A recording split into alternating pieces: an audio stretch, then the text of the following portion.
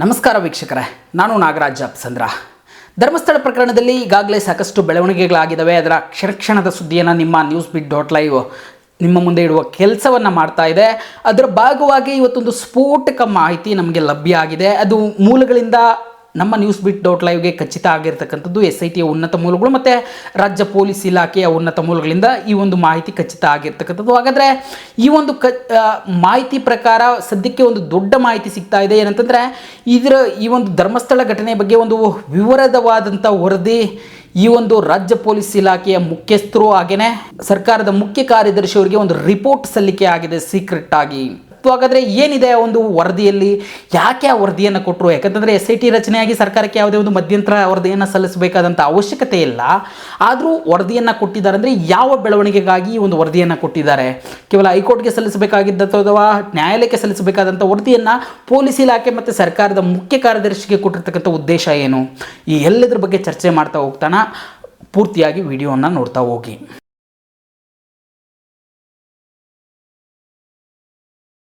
ವೀಕ್ಷಕರೇ, ಧರ್ಮಸ್ಥಳ ಪ್ರಕರಣ ಪದೇ ಪದೇ ಅಥವಾ ದಿನನಿತ್ಯ ಒಂದಲ್ಲ ಒಂದು ರಹಸ್ಯವನ್ನು ಮುನ್ನೆಲೆಗೆ ತೆಗೆದುಕೊಂಡು ಬರ್ತಾ ಇರ್ತಕ್ಕಂಥ ಪ್ರಕರಣ. ಇದರಲ್ಲಿ ಆಗ್ತಾ ಇರ್ತಕ್ಕಂಥ ಬೆಳವಣಿಗೆಗಳು ಸಾಕಷ್ಟು ರೋಚಕವಾಗಿದ್ದಾವೆ, ಸಾಕಷ್ಟು ಅನುಮಾನಗಳನ್ನು ಹುಟ್ಟು ಹಾಕ್ತವೆ, ಸಾಕಷ್ಟು ಕುತೂಹಲವನ್ನು ಹುಟ್ಟು ಹಾಕ್ತದೆ, ಸಾಕಷ್ಟು ವಿವಾದಗಳನ್ನು ಹುಟ್ಟು ಹಾಕ್ತಾ ಇರ್ತಕ್ಕಂಥದ್ದು ಈ ಒಂದು ಪ್ರಕರಣ. ಈ ಒಂದು ಪ್ರಕರಣದಲ್ಲಿ ಈಗ ನಮಗೆ ಲಭ್ಯ ಆಗಿರೋ ಮಾಹಿತಿಗಳ ಪ್ರಕಾರ ಮತ್ತೊಂದು ಬೆಳವಣಿಗೆ ಆಗಿದೆ. ಅದಕ್ಕೆ ಪ್ರಮುಖ ಕಾರಣ ಅಂತಂದರೆ ಏನು, ಈ ಒಂದು SIT ಯಾವ ರೀತಿಯ ತನಿಖೆಯನ್ನು ನಡೆಸ್ತಾ ಇದೆ ಅನ್ನೋದ್ರ ಬಗ್ಗೆ ಗೊತ್ತಾಗಬೇಕು ಅಂತೇಳಿ ರಾಜ್ಯ ಮಹಿಳಾ ಆಯೋಗದ ಅಧ್ಯಕ್ಷೆ ನಾಗಲಕ್ಷ್ಮಿ ಚೌಧರಿ ಅವರು ಒಂದು ಪತ್ರವನ್ನು ಶಾಲಿನಿ ರಜನೀಶ್ ಸರ್ಕಾರದ ಮುಖ್ಯ ಕಾರ್ಯದರ್ಶಿಗಳಿಗೆ ಏನು ಬರೆದಿದ್ರು, ಈ ಒಂದು ವರದಿಯನ್ನು ಆಧರಿಸಿ SIT ಕೆಲ ಮಾಹಿತಿಯನ್ನು ಸರ್ಕಾರ ಮತ್ತು ರಾಜ್ಯ ಪೊಲೀಸ್ DGIGP ಆದಂಥ MS ಸಲೀಂ ಅವರಿಗೆ ಸಲ್ಲಿಕೆ ಮಾಡಿದೆ ಅನ್ನೋ ಮಾಹಿತಿ ಲಭ್ಯ ಆಗ್ತಾ ಇರ್ತಕ್ಕಂಥದ್ದು. ಆದರೆ ಮೊದಲಿಗೆ ಹೇಳ್ಬಿಡ್ತೀನಿ, SIT ರಚನೆ ಆಗಿದೆ. ಕಾನೂನಿನ ಪ್ರಕಾರ SIT ಯಾವುದೇ ಒಂದು ಮಧ್ಯಂತರ ವರದಿಯನ್ನು ಸರ್ಕಾರಕ್ಕೂ ಸಲ್ಲಿಸಬೇಕಾಗಿಲ್ಲ, ಯಾರಿಗೂ ಸಲ್ಲಿಸಬೇಕಾಗಿಲ್ಲ. ಬದಲಾಗಿ ನ್ಯಾಯಾಲಯಕ್ಕೆ ವರದಿಯನ್ನು ಸಲ್ಲಿಕೆ ಮಾಡಬೇಕು ಅಥವಾ ಚಾರ್ಜ್ ಶೀಟನ್ನು ಸಲ್ಲಿಕೆ ಮಾಡಬೇಕು.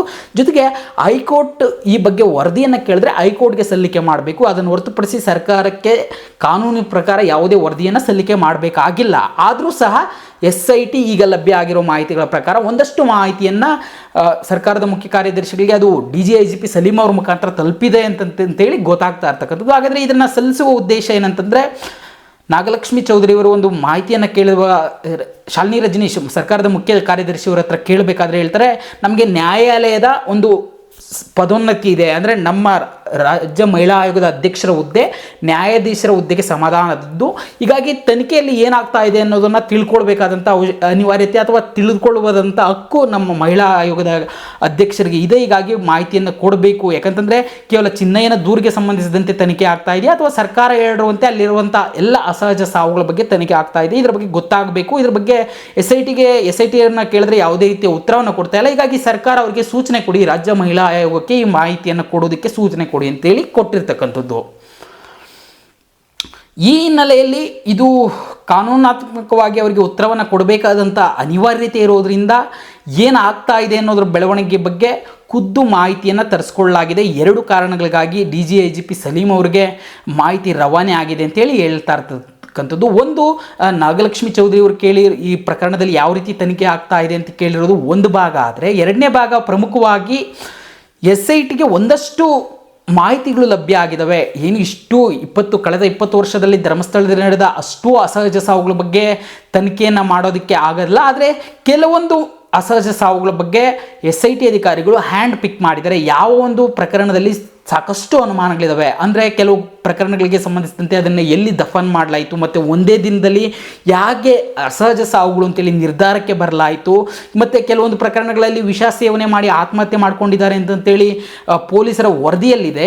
ಅದೇ ಒಂದು ಪ್ರಕರಣದ ಪೋಸ್ಟ್ಮಾರ್ಟಮ್ ರಿಪೋರ್ಟನ್ನು ನೋಡಿದ್ರೆ ಆ ದೇಹದಲ್ಲಿ ವಿಷವೇ ಪತ್ತೆ ಆಗಿಲ್ಲ ಅಂತಿದೆ. ಇಂಥ ಒಂದು ಅನುಮಾನವನ್ನು ಜಾಸ್ತಿ ಹುಟ್ಟಾಕುವಂಥ ಪ್ರಕರಣಗಳನ್ನು ಹ್ಯಾಂಡ್ ಪಿಕ್ ಮಾಡಿ ಸಲೀಂ ಅವರಿಗೆ ವರದಿಯನ್ನು SIT ಕೊಟ್ಟಿದೆ. ಇದಕ್ಕೆ ಸಂಬಂಧಿಸಿದಂತೆ ಸರ್ಕಾರದಿಂದ ಆದೇಶ ಆಗಬೇಕು, ಪ್ರತ್ಯೇಕ ಪ್ರಕರಣಗಳು ದಾಖಲು ಮಾಡೋದಕ್ಕೆ ಅಥವಾ ಮರುತನಿಖೆಗೆ ಸರ್ಕಾರ ಆದೇಶ ಮಾಡೋದಕ್ಕೆ ಸಾಧ್ಯ ಆಗುತ್ತಾ ಅಂತೇಳಿ ಸರ್ಕಾರದ ಅಂಗಳಕ್ಕೆ ಒಂದು ವರದಿಯನ್ನು ಕೊಟ್ಟಿದ್ದಾರೆ ಅನ್ನೋ ಮಾಹಿತಿಗಳು ಲಭ್ಯ ಆಗ್ತಾ ಇರ್ತಕ್ಕಂಥದ್ದು. ಒಂದು ವೇಳೆ ಈ ಎರಡೂ ವಿಚಾರಕ್ಕೆ ಸಂಬಂಧಿಸಿದಂತೆ ಉತ್ತರ ಸಿಕ್ಕಿದ್ದೇ ಆದರೆ ಖಂಡಿತವಾಗಲೂ ಈ ಒಂದು ಧರ್ಮಸ್ಥಳ ಪ್ರಕರಣಕ್ಕೆ ಸಂಬಂಧಿಸಿದಂತೆ ಸಾಕಷ್ಟು ಚರ್ಚೆಗಳು ಮತ್ತೆ ಮುನ್ನೆಲೆಗೆ ಬರೋ ಸಾಧ್ಯತೆ ಜಾಸ್ತಿ ಇರ್ತಕ್ಕಂಥದ್ದು. ಯಾಕಂದರೆ ಮಹಿಳಾ ಆಯೋಗಕ್ಕೆ ಈ ಒಂದು ವರದಿ ಹೋದ ಮೇಲೆ ಈ ವರದಿಯಲ್ಲಿ ಏನು ಆಗ್ತಾ ಇದೆ ಅನ್ನೋದ್ರ ಬೆಳವಣಿಗೆಗಳು ಗೊತ್ತಾಗುತ್ತೆ. ಈ ಬೆಳವಣಿಗೆಗಳನ್ನು ಇಟ್ಕೊಂಡು ಸಾಕಷ್ಟು ಚರ್ಚೆಗಳು ನಡೆಯೋ ಸಾಧ್ಯತೆ ಇರತಕ್ಕಂಥದ್ದು ಒಂದು ಭಾಗ. ಆದರೆ ಎರಡನೇ ಭಾಗವಾಗಿ ಸರ್ಕಾರ ಈ ಒಂದು ಪ್ರಕರಣಗಳಿಗೆ ಸಂಬಂಧಿಸಿದಂತೆ ಮರು ತನಿಖೆಗೆ ಆದೇಶ ಮಾಡಿದ್ದೇ ಆದರೆ ಖಂಡಿತವಾಗಲೂ ಸಾಕಷ್ಟು FIRಗಳು ದಾಖಲಾಗ್ತವೆ. ಈ newsbeat.live ಈ ಹಿಂದೆ ಏನು ಹೇಳ್ತು 74 FIRಗಳು ದಾಖಲಾಗುವ ಸಾಧ್ಯತೆ ಇದೆ ಅಂತೇಳಿ, ಅದಕ್ಕೆ ಸಂಬಂಧಿಸಿದಂತೆ ಮತ್ತಷ್ಟು FIRಗಳು ಸರ್ಕಾರ ಆದೇಶ ಮಾಡಿದರೆ ದಾಖಲಾಗುವ ಸಾಧ್ಯತೆಗಳಿರ್ತವೆ. ಹೀಗಾಗಿ ಈ ಒಂದು ಪ್ರಕರಣಕ್ಕೆ ಸಂಬಂಧಿಸಿದಂತೆ ಧರ್ಮಸ್ಥಳದಲ್ಲಿ ಆಗಿರುವ ಅಸಹಜ ಸಾವುಗಳನ್ನು ಸರ್ಕಾರ ಈ ಒಂದು ಹೆಚ್ಚಿನ ತನಿಖೆಗೆ ವಹಿಸುತ್ತಾ ಅಥವಾ ಇದೇ ರೀತಿಯಾಗಿ ಒಂದು ಮೇಲಾಟ ಅಥವಾ ಅನುಮಾನಗಳು ಅಥವಾ ಸ್ಪೆಕ್ಯುಲೇಷನ್ಸ್ಗಳು ಈ ಪ್ರಕರಣದ ಸುತ್ತ ಓಡಾಡೋದಕ್ಕೆ ಬಿಡುತ್ತಾ ಅನ್ನೋದು ಇನ್ನು ಪ್ರಶ್ನೆ ಆಗಿರ್ತಕ್ಕಂಥದ್ದು. ಸದ್ಯದ ಮಾಹಿತಿ ಪ್ರಕಾರ ವರದಿ ಸಲ್ಲಿಕೆಯಾಗಿದೆ. ಇದರ ಮೇಲೆ ಸರ್ಕಾರ ಯಾವ ನಿರ್ಧಾರ ತೆಗೆದುಕೊಳ್ಳುತ್ತೆ ಅನ್ನೋದ್ರ ಮೇಲೆ ಪ್ರಕರಣದ ಮುಂದಿನ ನಡೆ ಏನಾಗುತ್ತೆ ಅನ್ನೋದು ಗೊತ್ತಾಗುವಂಥದ್ದು. ಈ ಮಾಹಿತಿ ಇಷ್ಟ ಆಗಿದ್ರೆ ಈ ಕೂಡಲೇ newsbeat.live ಅನ್ನು ಸಬ್ಸ್ಕ್ರೈಬ್ ಆಗಿ ಇದೇ ರೀತಿಯ ಸುದ್ದಿಗಳಿಗಾಗಿ ನೋಡ್ತಾ ಇರಿ newsbeat.live.